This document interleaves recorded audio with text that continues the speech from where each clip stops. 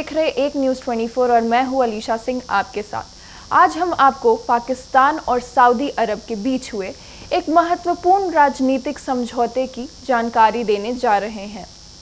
इस समझौते ने पूरे क्षेत्र में हलचल मचा दी है और सवाल उठाए हैं कि अगर भारत और पाकिस्तान के बीच संघर्ष होता है तो सऊदी अरब इसमें शामिल होगा या नहीं।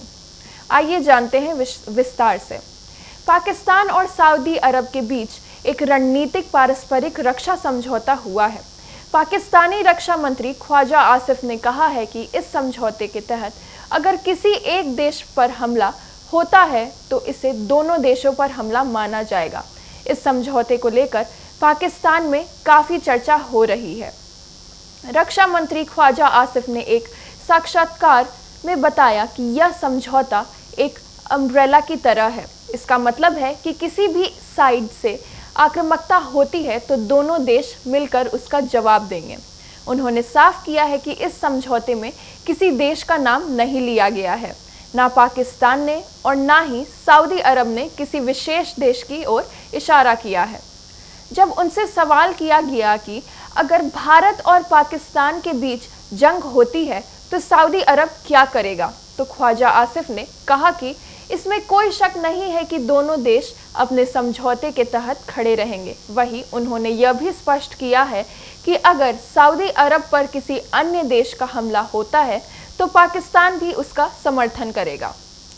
ख्वाजा आसिफ ने कहा कि वह हमेशा से नाटो जैसे अंतर्राष्ट्रीय रक्षा समझौते की वकालत करते हैं। उनका मानना है कि देशों और लोगों का, विशेषकर मुस्लिम आबादी का, यह मौलिक अधिकार है कि वे मिलकर अपने क्षेत्र को और राष्ट्र की रक्षा करें। इसके अलावा उन्होंने यह भी कहा कि दोनों देशों के बीच हुए समझौते में कोई ऐसा प्रावधान नहीं है जो किसी अन्य राष्ट्र को इसमें शामिल होने से रोकता हो, यानी भविष्य में ज़रूरत पड़ने पे और भी देश इस समझौते का हिस्सा बन सकते हैं।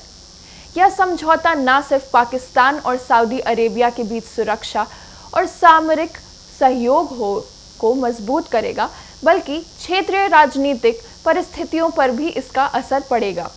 विशेषज्ञों का कहना है कि यह समझौता पाकिस्तान की सुरक्षा नीति में महत्वपूर्ण बदलाव की दिशा में एक कदम है।